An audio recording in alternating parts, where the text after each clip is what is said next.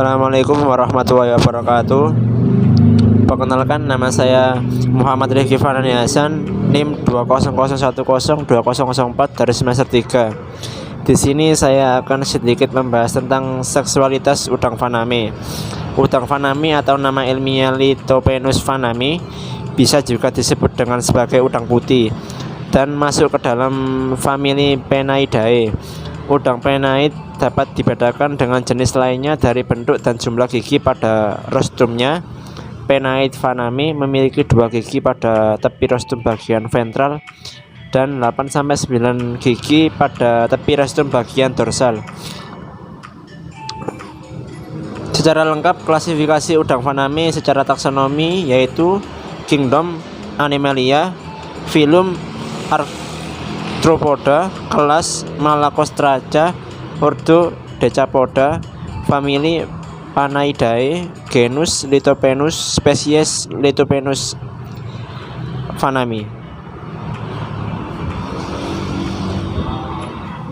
Adapun cara membedakan udang jantan dan udang betina yaitu pada umumnya induk udang betina lebih besar daripada induk jantan.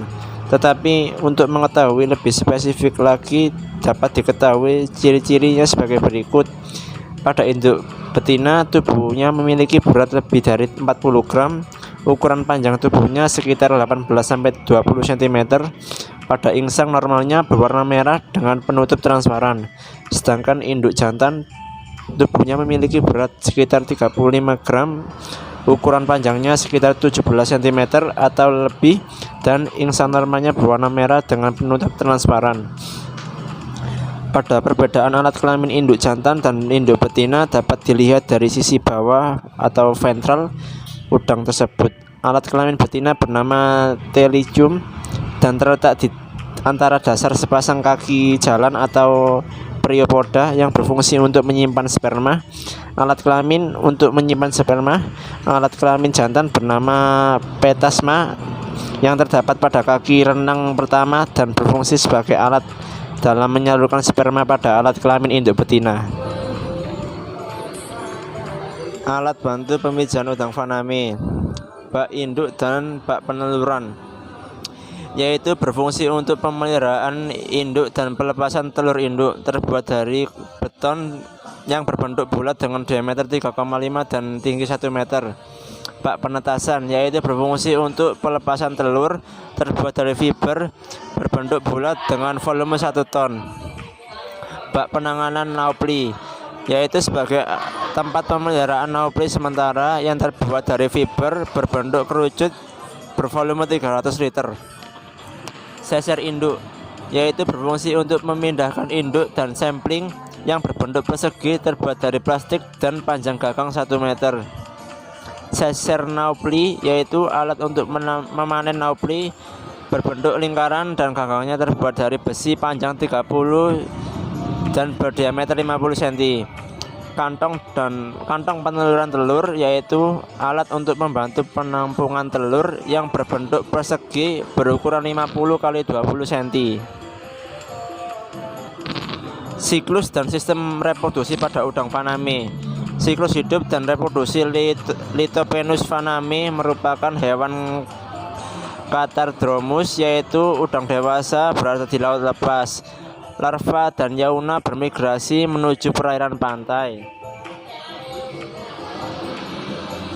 Pada habitat aslinya, udang menjadi dewasa secara seksual, kawin dan melepaskan telur di laut lepas yang memiliki kedalaman air sekitar 70 meter di perairan laut pada suhu 26-28 derajat. Air laut memiliki salinitas sekitar 35 ppt. Telur udang faname menetas dan larva berkembang pada perairan dan bersifat planktonis. Post larva udang faname bergerak menuju perairan pantai dan hidup di perairan dasar estuari yang dangkal. Perairan estuari yang dangkal memiliki parameter kualitas air yang lebih bervariasi daripada kondisi di perairan laut lepas dan kaya akan nutrisi. Setelah beberapa bulan hidup di perairan estuari, udang dewasa kembali menuju lingkungan laut lepas untuk pematangan gonad. perkawinan dan pelepasan telur yang terjadi menjelaskan bahwa setelah menetas udang penaid bermetamorfosis melalui 4 stadia utama, yaitu Nauplius, Zoea, Mesis, larva. Masing-masing stadia tersebut dapat dibagi lagi menjadi beberapa substadia yang memiliki perbedaan morfologi nyata dengan transisi yang ditandai dengan molting. Stadia tersebut yaitu Nauplius. Stadia Nauplius terbagi atas 6 tahapan yang lamanya berkisar 46-50 jam dan belum memerlukan pakan karena masih tergantung kandungan telur. Zoea. Stadia Zoea terbagi atas 3 tahapan yang berlangsung selama 4 hari.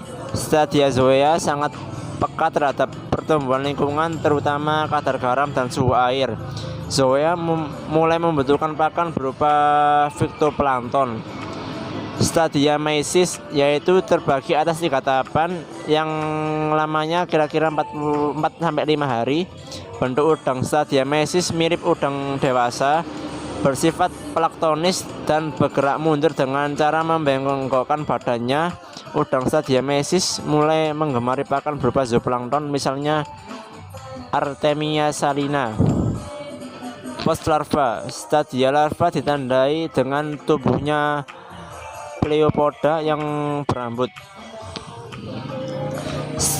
Stadia larva bersifat bintik atau organisme penghuni dasar perairan dengan pakan yang disenangi berupa zooplankton.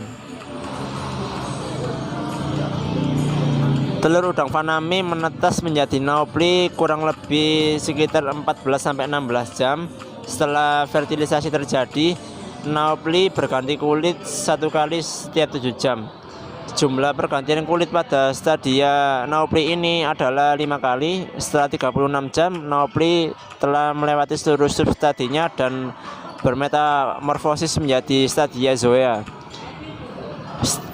Seperti yang kita ketahui, udang faname umumnya melakukan perjalanan ke lepas pantai untuk melakukan perkawinan. Proses perkawinan udang faname meliputi pemindahan spermatohore dari udang jantan ke udang betina. Penelusuran berlangsung pada perairan spermatohore dari udang jantan yang dalam. Telur yang dilepaskan mengalami fertilisasi secara eksternal di dalam air. Sistem reproduksi udang betina terdiri dari sepangsang ovarium, oviduk, lubang genital, dan telium. Oogonia diproduksi secara mitosis dari epitelium germinal selama kehidupan reproduksi dari udang betina. Oogonia mengalami meiosis, berdiferensiasi menjadi oosit, dan dikelilingi oleh sel-sel folikel. Oosit yang dihasilkan akan menyerap material kuning telur dari darah induk melalui sel-sel folikel. Organ reproduksi utama dari udang jantan adalah testes, fase Drevensia, petasma, dan appendix maskulina. Sperma udang memiliki nukleus yang tidak terkondensasi dan bersifat non-motil karena tidak memiliki flagella. Selama perjalanan melalui fase difference, sperma yang diferensiasi dikumpulkan dalam cairan fluid dan melingkupi dalam sebuah citonus spermatoris. Udang jantan hanya akan kawin dengan udang betina yang memiliki ovarium yang sudah matang. Kontak Athena yang dilakukan oleh udang jantan pada udang betina dimaksudkan untuk pengenalan reseptor seksual pada udang. Pemijahan atau perkawinan induk udang dapat dilakukan dengan menggabungkan udang jantan dan udang betina yang matang gonad di suatu wadah yang sama dengan perbandingan antara jantan dan betina 1:2 atau 2:3 tergantung jumlah induk dan kebutuhan. Pengecekan telur udang faname dilakukan pada malam hari. Sekian, kurang lebihnya saya mohon maaf. Assalamualaikum warahmatullahi wabarakatuh.